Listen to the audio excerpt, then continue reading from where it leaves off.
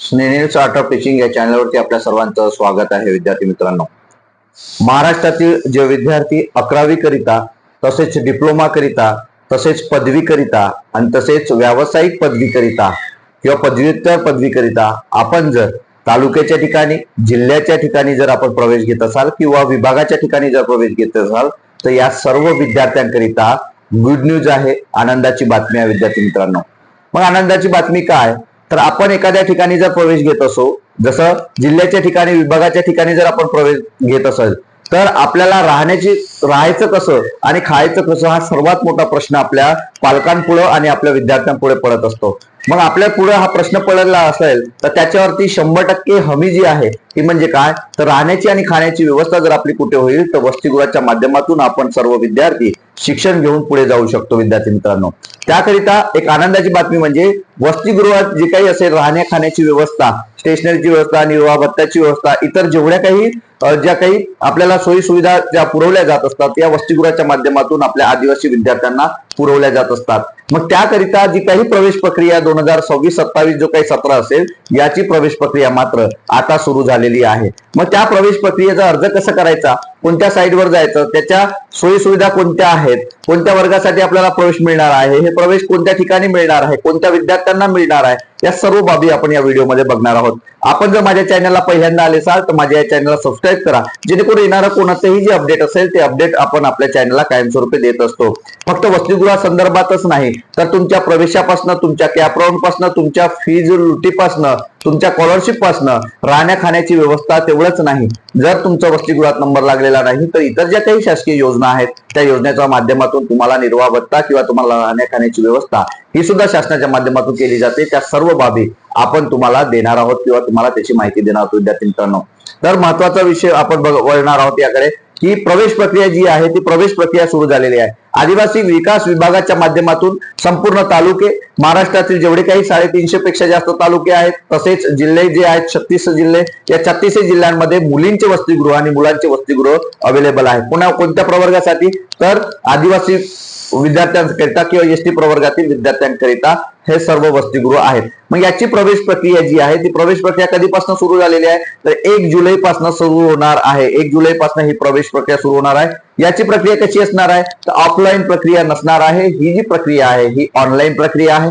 कोणत्याही कॅफेत जाऊन तुम्ही त्याचा अर्ज करू शकता, कोणत्याही मोबाईलवरती तुम्ही त्याचा अर्ज करू शकता. विद्यार्थी मित्रांनो, हा अर्ज केल्यानंतर तुम्हाला हा अर्ज ज्या वसतिगृहाचं तुम्ही नाव टाकता आहात त्या वसतिगृहामध्ये PDF स्वरूपात तुम्हाला प्रिंट आउट करून जी डॉक्युमेंट तुम्ही त्या ठिकाणी अपलोड करणार आहात ती डॉक्युमेंट अपलोड केल्यानंतर तुम्हाला त्या ठिकाणी नेऊन द्यायचं आहे. नंतर महत्वाचा मुद्दा काय, तर यात कोणत्या कोणत्या विद्यार्थ्यांना प्रवेश मिळणार आहे, तर एक ज्या विद्यार्थ्यांनी आता कॅप राऊंड थ्रू म्हणजे सेंट्रलाइज पद्धत जी होती 11वीची, जी 10वी पास झालेली आहेत, या 11वीच्या सर्व विद्यार्थ्यांनी हे अप्लिकेशन करायचं आहे. मग अप्लिकेशन कोण करणार आहे, जे जिल्ह्याच्या ठिकाणी शिकणार आहेत. एखादा नागपूरचा विद्यार्थी असेल, चंद्रपूरचा असेल, पुण्यात शिकणारा विद्यार्थी असेल तर यांनी आदिवासी विद्यार्थ्यांनी याचा अर्ज करायचं आहे, ऑनलाईन अर्ज करायचा आहे. आणि ही जी प्रक्रिया आहे ही प्रक्रिया तुमची 1 जुलैपासून सुरू होणार आहे. हे लक्षात घ्यायचंय, कारण जे साईट आहे साईटचं अपडेट करणं सुरू होतं, त्यामुळे ते लेट सुरू झालेलं आहे, नाही तर दरवर्षी यापूर्वी लवकर होत असते.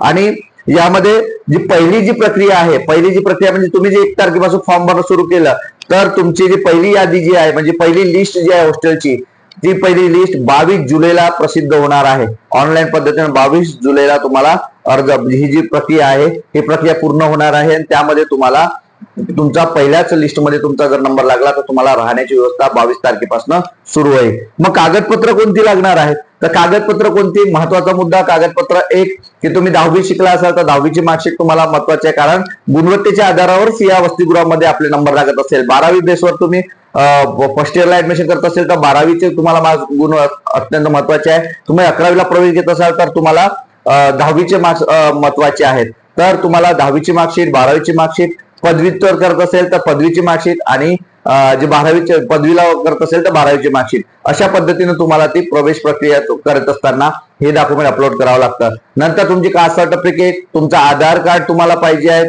तुमचं डोमेसाईल सर्टिफिकेट तुम्हाला पाहिजे आहे, तुम्हाला फोटो सुद्धा पाहिजे आहे, तुम्हाला तुमची साईन, तुमचा पासबुक तुम्हाला पाहिजे, कारण निर्वाह भत्ता तुम्हाला मिळतं किंवा तुम्हाला मेसची सुविधा त्या ठिकाणी उपलब्ध आहेत किंवा नाही, तर त्यानुसार तुम्हाला त्याचे पैसे सुद्धा तुम्हाला त्या ठिकाणी अकाउंटला मिळत आहेत. तुमचा जे आपली स्टायफंड आहे ते सुद्धा तुमच्या अकाउंटला मिळतं. म्हणून तुमचा नॅशनलाइज बँकेचं अकाउंट सुद्धा असणं अपेक्षित आहे. आणि तुम्ही एखाद्या जे काही एमओ असेल किंवा तुमची पीएससी असेल जवळची किंवा एखादं सामान्य रुग्णालय असेल, उपजिल्हा सामान्य रुग्णालय किंवा जिल्हा सामान्य रुग्णालय, तर यातील सुद्धा तुमचं मेडिकल सर्टिफिकेट सुद्धा असणं गरजेचं आहे. आणि ज्या कॉलेजमध्ये तुम्ही प्रवेश घेतला असाल तर त्या कॉलेजची तुम्हाला एक तर बोनाफाईड सर्टिफिकेट किंवा त्या कॉलेजमध्ये प्रवेश घेतला म्हणजे प्रवेश घेतल्याची जी काही स्लिप असते, तुम्ही 20 रुपये 40 रुपये 150 रुपये 200 रुपये जी काही भरलेलीची जी काही स्लिप असेल ती स्लिप सुद्धा तुम्हाला त्या ठिकाणी अपेक्षित आहे.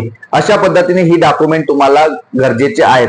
यानुसार तुम्हाला ही डॉक्युमेंट तुम्ही त्या ठिकाणी अपलोड केल्यानंतर तुमचा फॉर्म फिलअप केल्यानंतर तुमचं पीडीएफ जी आहे ते पीडीएफ प्रिंट करायची आणि जे काही डॉक्युमेंट अपलोड केले तेच डॉक्युमेंट झेरॉक्स स्वरूपात त्याच फॉर्मला अटॅच करून ज्या हॉस्टेलचं नाव तुम्ही टाकता आहात त्या हॉस्टेलला तुम्ही जाऊन फॉर्म तो सबमिट करू शकता विद्यार्थी मित्रांनो. आणि त्या ठिकाणी तुमचा नंबर 22 तारखेला ही जी यादी आहे ही 22 तारखेला यादी त्या ठिकाणी लागलेली आहे.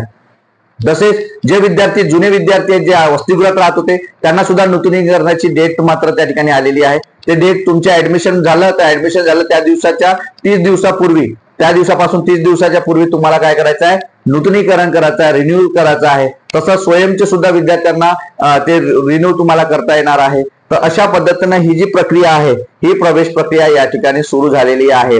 तर जे विद्यार्थी आपल्याला प्रश्न पडलेला आहे की राहण्याची खाण्याची व्यवस्था कुठे होणार आहे, तर आवर्जून यापेक्षा जर वेगळी अजून माहिती पाहिजे असेल की सर माझा पुण्यात नंबर लागेल का, सर मला एवढे पर्सेंटेज आहे, मला डिप्लोमा करतोय मी किंवा इंजिनिअरिंग करतोय, तर विद्यार्थी मित्रांनो व्यावसायिक अभ्यासक्रमाचे कॅपराऊंड अजूनपर्यंत सुरू झालेले नाहीत.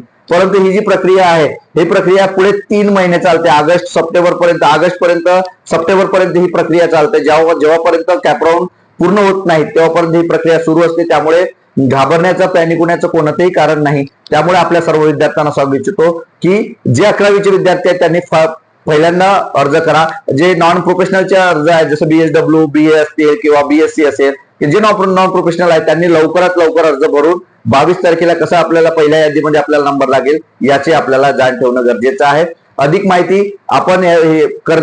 माहिती करता हा जो व्हिडिओ आहे हा व्हिडिओ संपूर्ण जेवढे काही आदिवासी बांधव आहेत त्यांच्यापर्यंत पोहोचवा, जेणेकरून त्यांना असा प्रश्न पडायला नको की माझा मुलगा माझा पाल्य कसा राहील आणि कसा खाईल. यावरती 100% उपाय म्हणजे आदिवासी विकास विभागाच्या माध्यमातून सुरू झालेली वसतिगृह, आणि या वसतिगृहाच्या माध्यमातून आपला विद्यार्थी हा पुढे जाऊ शकतो, शहरात शिकू शकतो, मग इंटरनॅशनल शहरात शिकू शकतो. त्यामुळं आपल्यासाठी ही जी सेवा आहे, ही योजना आहे, या योजनेचा आपल्याला लाभ घेतला पाहिजे. विद्यार्थी मित्रांनो, हेच आजचं अपडेट होतं. हे अपडेट आपल्याला कसं वाटलंय नक्की कमेंट बॉक्स मध्ये कळवा. माझ्याशी संपर्क साधायचा असेल, माझ्याशी बोलायचं असेल तर व्हॉट्सअप ग्रुपचं जे काही लिंक दिलेली आहे खाली त्या लिंकवरती जॉईन व्हा. माझा नंबर सुद्धा खाली दिलेला आहे. विद्यार्थी मित्रांनो, धन्यवाद.